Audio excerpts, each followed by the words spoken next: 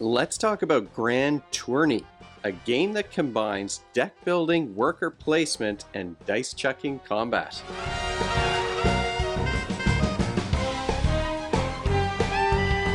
Welcome to Brains on Games. I'm Dr. Brian McDonald. In this episode, we're going to talk about an upcoming game. It's on Kickstarter right now. I will put information about the campaign in the show notes below the video. But this is a game that was sent to me recently by the folks at Grinning Demon Games, a game called Grand Tourney. This one takes place in the Soulshards universe, which I knew nothing about until I played this game. Grand Tourney is a game for between 1 and 4 players. It's for folks age 14 and up, and games take 90 minutes to 2 hours to play. Let's take a deeper look at Grand Tourney from Grinning Demon Games. This is a prototype, like I said, so the artwork, the board, nothing's finalized about this game yet. But Grand Tourney is a game that's medium in terms of its complexity. I would say it's on the high end of medium. The rules were something like 37 pages long, and then there were some examples of combat. So it is an involved process in terms of the learning curve. What you're trying to do in this game is be the player that takes on all comers and defeats the other players in combat after running around the city and improving your hero over the course of 2 weeks. So there's 14 rounds in the game where you're improving your character, and then at the end, all the players are going to battle one another. You've got asymmetric player abilities. Each player is going to have a board to keep track of their stats and combat status effects and their health, which is called grit in this game. And there are a number of different characters. Each one has a backstory on the back, so you could be Rizzo the rat person, or Swilrim the wizard, or you could be Steve the human. So this one made me laugh. We had this crazy stack of all these different characters with funny fantasy names, and then we get Steve at the very end. So players will choose their character. They start with a tiny deck of actions. Your actions in combat are determined by these cards, and you've got a couple of workers, these acrylic standees. I think this is the first game I've played with acrylic standees. So these were, even though it's a prototype, these were pretty cool. It was a neat experience for me to try these things out. You do start just with that one character, your hero. That's the only worker that you can place, and you're going to be going around the city, fighting monsters in the arena, or trying to improve your abilities in some way. Eventually, when you become famous enough, you can head over to the tavern and hire mercenaries, which give you an extra worker and some extra ability that can be used during combat. The board is pretty large. I'm not sure if you'll be able to see the whole thing on the camera, but I will put a picture up of what the board looks like. But you're going to be doing things like visiting the guild. That's going to give you some abilities or powers.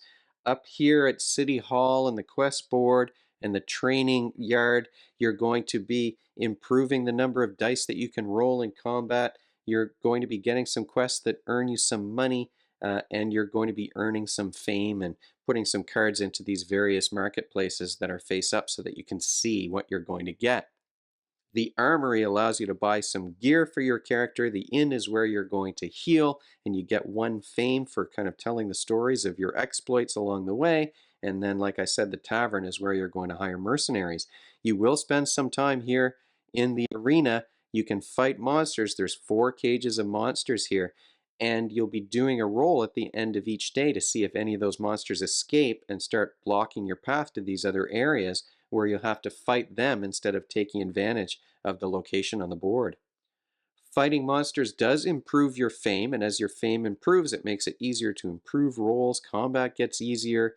You're going to be able to unlock mercenary spots based on your fame in the game, and once you've defeated the monster, it gives you some ongoing power. So you are going to want to fight these monsters, but you've got to be strong enough to do it. So you've got monsters like these basilisks. They're going to be face down here. If you place your standee in the arena, you're going to choose to fight one of those and turn it face up, and then the monster gets a card. It's going to be controlled by another player. And then you're going to start rolling dice. Based on the cards that you play, you're going to roll a bunch of 12-sided dice to do some damage to this creature and hopefully defeat it. So you'll be running around, improving your character, fighting monsters, earning fame, maybe getting some mercenaries so that you have some extra workers that you can place on the next turn. Then the end of the day comes and monsters in the cages might escape, block off areas of the city. You'll have to fight them if you want to go there. And that's the game in a nutshell. Once you've played through the 14th round, then the next one is player versus player. So all of those cards that you've earned, all of the abilities maybe that you've improved here on your character card are going to come into play. And then you're just going to be fighting each other, playing cards and rolling dice to knock the opponents down to 0 health and win the game. What skills, though, are you working on when you play a game like Grand Tourney? Well, it is a game where there's a lot of planning involved and there's a lot of resource management. You're starting the game with only one worker that can be placed, and so you're really limited in terms of what you can do, and you have to work towards getting some of those mercenaries who can help you out. You need the fame in order to do that. To earn fame, you've got to fight monsters. To fight monsters, you need to have the right gear, maybe some magic spells or things like that, some items and weapons that will allow you to win that combat. And so there's a lot of planning involved, and there's some resource management that, especially at the beginning, you have to be quite careful about. And whenever we're talking about planning and budgeting, resource management, we are talking about executive functioning skills. Those are the skills and behaviors that you need to work towards some goal, especially when efficiency is part of the process. And you need to be efficient on your turns in order to reach that goal of getting those extra characters and making sure that you can defeat your opponents in the arena on day 14. We found that 2-week process to be pretty short, partly because sometimes we would get a game where the monsters at the beginning were too powerful for us to fight, so we couldn't earn very much fame every turn, and that slowed everything down. And maybe we finished some of the games we finished, we were only able to hire a couple of mercenaries because we couldn't get our fame high enough to get 3 of them until the very last turn. It's a complex game with a lot of rules to sort of keep track of. Thankfully, there is a cheat sheet. There's a card that has the effect of each zone on the board and a little bit of a summary of how combat works. So that does make things very helpful. There's some memory there that's involved in just keeping all of those rules in mind. It's not primarily a memory game, of course, but when you're dealing with a complicated game like this, there is a memory component to it for sure. And then you just have to have the guts, I guess you could say, to overcome that learning curve and figure out this game. Final thoughts about Grand Tourney. And I should not say final thoughts because it is a prototype, so things are going to change. I like the art as it is. I thought that the characters were fun, the little backstories were fun, and I think, as I said earlier, I do like these acrylic standees. My first game playing with acrylic standees, as far as I can remember, and I thought these things were pretty good. Even the acrylic pieces that have kind of the picture on the inside, and then you're looking through the clear acrylic. I think I mean, the components are cool, even here in the prototype. And it's a game that combines mechanisms that I like. You've got asymmetric player powers, you've got worker placement. It's hard for me to resist a worker placement game. That's one of my favorite kind of games to play.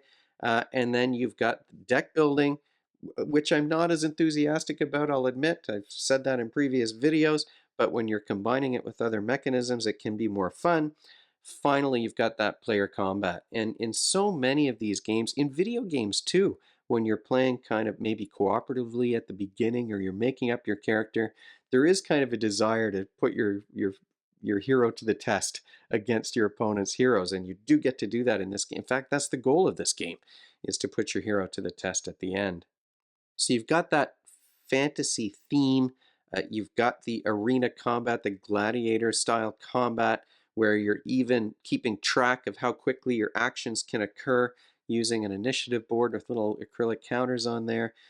So there are lots of neat things about this game, and there are variant rules in the rule book. So that's another thing that makes the rule book longer. You can play this game in different ways, not just in the not just solo rules, but there are rules around, oh, maybe you can draft some things at the beginning, or there are a number of different ways to set things up, and some of those rules are about getting to the player versus player part more quickly so that you can focus on the combat. That, of course, adds to the replayability of this game. You've got asymmetric player powers, and there's a stack of heroes that's quite large. You've got a stack of mercenaries, and you're not going to see the same combinations of mercenaries every single game. You've got a little stack of equipment. So there's replayability there with this game as well. Are there downsides, though, to Grand Tourney? Well, there are a couple of things. One of them I hinted at the beginning of, earlier on in the video, which is the complexity. The rulebook is intimidating. It took me a couple of days to kind of really wrap my head around sitting down to read that 37-page rulebook, which did have pictures and lots of examples, so it's not 37 pages of small text, but the game is complicated. I'm not 100% sure that we played the combat correctly when we played the game. So as a person who does learn a new game every week, this was a bit of a challenge. It's a heavier game than many of the ones that I've talked about recently. So there is a learning curve, and it's quite a steep one, I would say. My hope is that by the end of the campaign, there will be a frequently asked questions list, or maybe some rules clarifications in the rule book or on the website. So I'm sure those are things that are going to get worked out.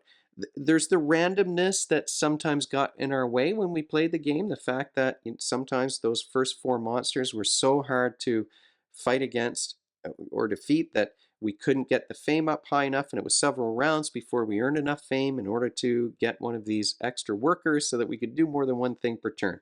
So the randomness sometimes was a pain. That's going to be true of any game with a whole bunch of cards that you're drawing at random. So that's not really a knock on the game.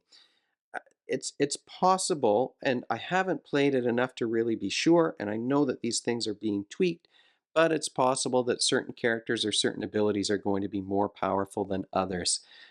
One thing for sure, when we played against the orc, that orc was a combat monster. High damage, and he was hard to defeat. I'm not 100% sure about the hero balance. I would not say that I've played enough games because I only just recently received this one and I had to figure it out. I'm not sure that I played enough games to be sure about the balance of these different heroes, but these are all things that they're working on. So I have to say, we had a good time playing this game. It's got a theme and it's got some mechanics that I really do like, and it combines those in a cool way. Plus you've got those acrylic standees. So thanks so much to Grinning Demon for sending this game my way. I will put information about the campaign in the show notes below the video, like I said, but if you have any questions or comments, you can leave them in the comments section below, or you can email me at brian@brainsongames.ca. Brainsongames.ca is the website. That's where future episodes will go. Previous ones are up there already. Brains on Games is the X handle on the Facebook page and the Instagram feed, so we're all over the place. And if you enjoyed this video and you want to be notified of future ones, you can head on over to YouTube and click that subscribe button. Thanks for joining me, and hopefully I'll see you next time.